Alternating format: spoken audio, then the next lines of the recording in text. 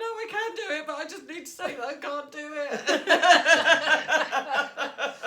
I know I can, but I can't. Oh, no, and it's a really funny thing. And also the other thing that I really noticed in marathon training is I'm a great one for speaking about stuff and certainly raising awareness around whatever it is that needs raising awareness around.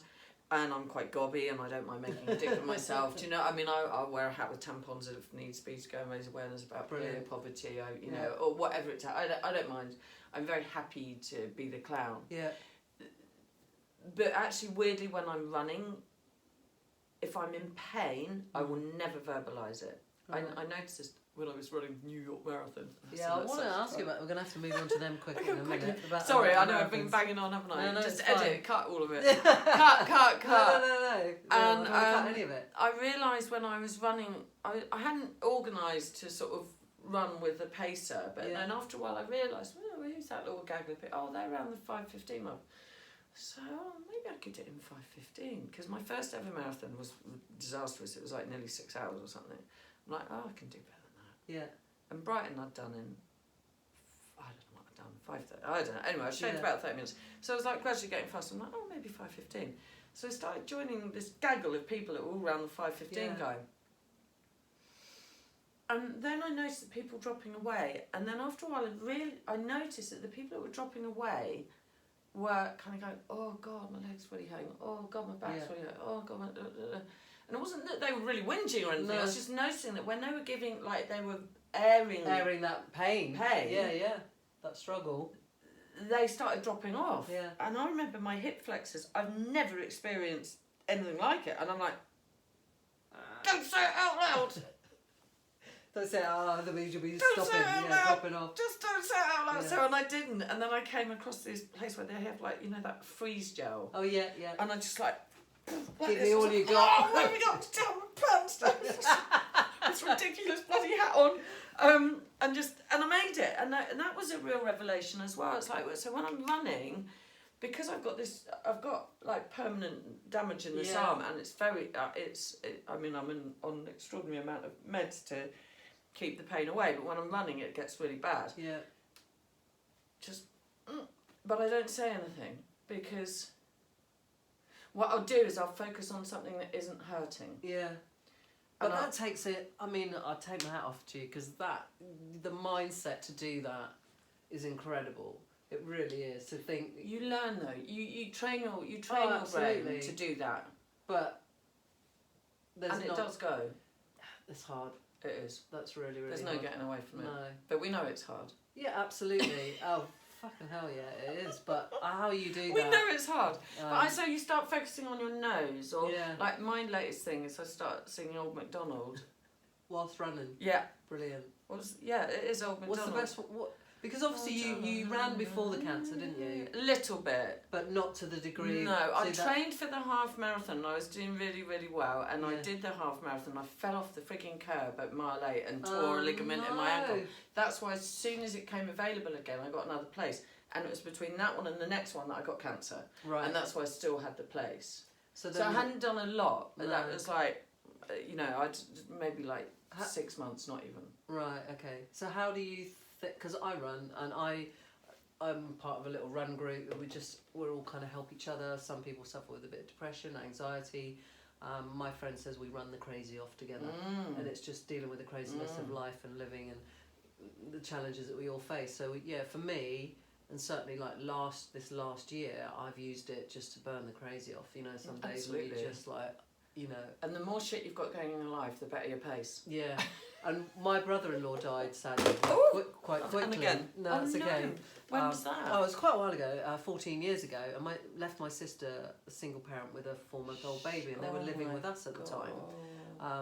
And it was a really horrible time. But I remember running along Brighton seafront, crying. But I just kept running.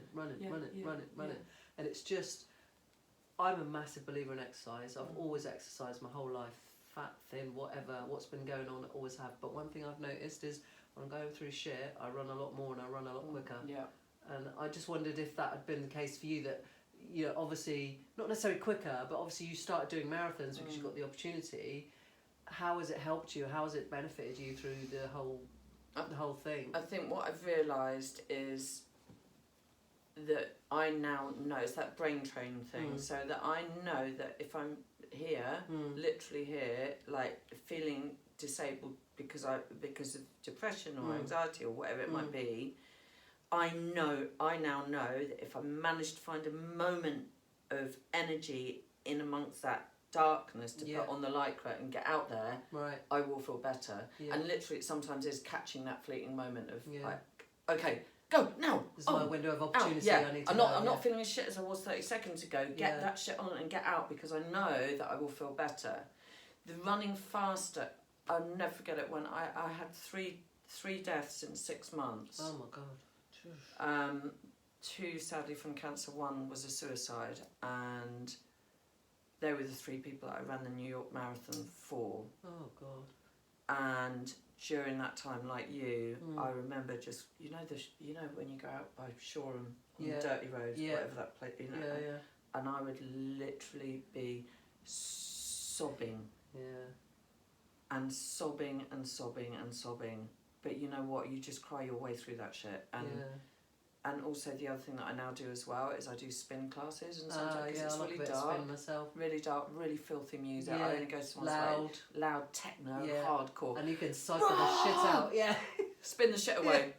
Spin the fucking shit away. And it's kind of like it's so. For me, it's. I can cry, I can swear, I can be in my own space. I do run with other. I rarely run with other people, but when I do, I run. I call it Run to Rosie. She's my dear mate. You may have seen her on my social media posts. And I'll do, if she's only wanting to do. She doesn't do the distances so much, but she'll join me for the last like 5 or 6 miles or something. And so I run to Rosie, and that's really nice. The guy that I run the ultra marathons with, Newbs, he's just a legend, and you know. We're that close on our ultra marathons that we can now pee together and poo together. It's got to be done when you're on an ultra. So when you do ultra, what's the furthest distance you've run? 40 miles. Wow. So that was recently, wasn't it? That was in October. So I did. It was just for the TED Talk. So the first weekend in October, I did the ultra. Then I did the Royal Parks half in London. Then I flew out to Amsterdam when my accommodation was cancelled. Did the marathon. And then I did the TED Talk. Wow. So no wonder I was broken by the time I got to the TED Talk. I was just like, oh my God. But, I mean, we're running out of time. Yeah, come on, sorry. But no, I'll tell you what we're going to do. Yes, if you're agreeable. Go. I'll come back another time and we'll talk some more, because I would love to talk to you about anxiety, depression and some of that stuff as well. But before we finish today, I really do want to just quickly talk to you about TED Talk. Yes. Because you know I love TED. I want to do a TEDx myself. You'll and that's do obviously it. how I saw you and how I first met you. Do it. How did that come about? I was asked. Yeah, okay. And because I was asked and I said yes, I had to do it. It's that courage. It's just say I was yes. so flawed.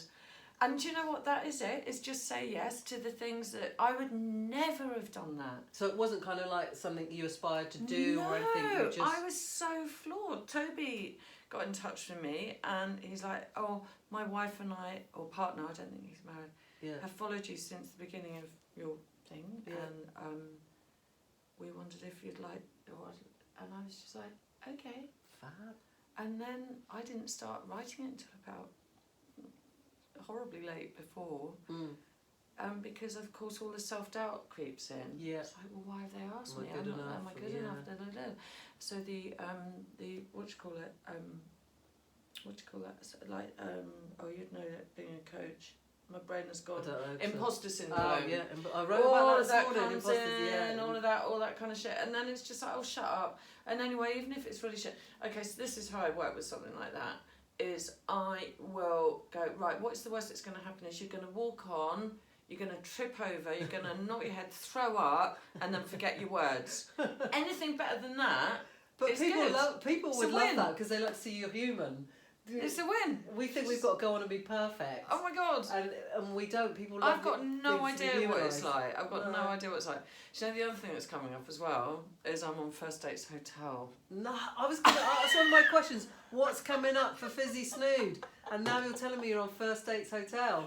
It was filmed last May. Apparently it's coming out in March. Oh, got to watch that.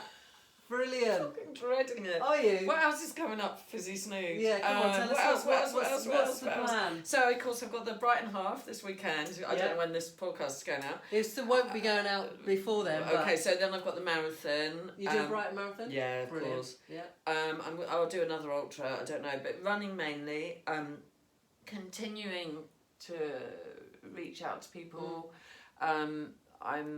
I've been honoured and to be asked to do to be an influencer on a new app that's come out, and it's a global app for people with who going through a cancer experience or who have cancer, and actually I really love the idea of it. I think it's really, because it's kind of like Instagram for cancer. Okay. So it's really positive. There's a lot of positive stuff, but there's also it is like Instagram, and it's called War on Cancer. So it's just like an Instagram on. And who's created that idea? Is that a local This thing, is a guy. No, it's a guy. He was a young guy called Fabian. Yeah. And he had acute lymphoblastic leukemia. Yeah. And he, like me, found incredible strength and courage post having a cancer diagnosis. Wow, okay. And they've asked me to be an influencer, which Brilliant. is really exciting. That's good. And really lovely, and hopefully, you know, it helps to. All I ever really want is for people not to have to suffer alone, not just in cancer, but in life. Anything. Yeah, absolutely. I agree. And I think recent media stuff with that poor woman who sadly took over. Caroline Flack. Yeah, I think that's had a massive impact on a lot of people. Massive impact, and desperately tragic. Oh, it's horrible. I I've never even watched Love Island, but I think I haven't. But I've watched her on Strictly. I know who she is. I like her, and I love Strictly. And when my niece told me, I think it was Saturday. I can't remember, but I was devastated. I think a lot of people. I think it's really had a massive impact. When you think, you know, she's got millions of followers. She's beautiful. Yeah, she's vivacious. She really is. But in her darkest moment, she was alone. She had no one. But she's got all of that admiration, all of those followers, and yet she was just alone. And that's, you know, that's a whole nother conversation, surely, for really sure. Tragic. But it's really tragic. And I think some good will come of it. I also think from every bad there is a good. Yeah. There is no negative without positive. There's no happy without sad. There's always that paradox to everything, isn't there? You know, there is an opposite to everything. This need to be happy all the time, that doesn't exist. That's not actually a possibility. And I've started to talk more about that. And it's really important. And, you know, the podcast is called It Starts With You, but for me it doesn't mean it starts and ends with you. Yes, you have to be the one that decides, like you took that decision, like I'm going to do the hat thing every day for a year or whatever, or throughout my treatment. But, you know, we have to pull the trigger on things in life. We have to make a decision. We have to make a choice. But what that doesn't mean is that we do it alone. No. We all go there or go with someone. Yeah. But sometimes, sadly, people feel like they have no one and they have nothing and they have no other choice. I'm a big believer in us taking responsibility for who we are and where we are. And that, you know, that's why I called the podcast It Starts With You. But it should be in brackets, but you don't have to go there alone. It's just you making that first, maybe it's that first call, that first text, that first decision, that first choice to step up, to step forward, to just do one little thing that might spark a difference and might spark somebody to help you, to support you, to come. Do you know what I mean? Yeah. And it's. I think also we do have to. We do have choices around this. I was only talking to a friend about this yesterday and saying that, you know, the thing around a lot of stuff is don't be a victim of something. So if something bad is happening to you, reflect on what it is. What can you do to try and not be a victim of it? So whilst I was obviously a victim of cancer because I got cancer, what then happened was I never blamed anyone. I actually never felt angry about it, and I just thought, oh, well, what happened was a cell started reproducing at a ridiculously fast rate. Yeah, that's what happened. Yeah. There was no one to blame. It's no one's fault, and I'm just going to crack on. And I think that is a really important thing in life. Is whatever is going on is what can you do to try and make a change within that? Yeah, yeah. And not going, it's because he did that or she did this. And that's what that's what I think with the It Starts With You thing is it's about taking responsibility. Because when you take responsibility, and I know that's not an easy thing for some people to hear, but when you take responsibility, you empower yourself and you put yourself in control. The minute you start blaming other people and becoming that victim and all of that, then you lose. Do you want to end on a really good quote? Go on then. Hold on, it's here because it's above my sink, but I did actually take a photograph and send it to someone. Like, this is a good one to end on, right? This is what I read every single day when I'm doing my washing up.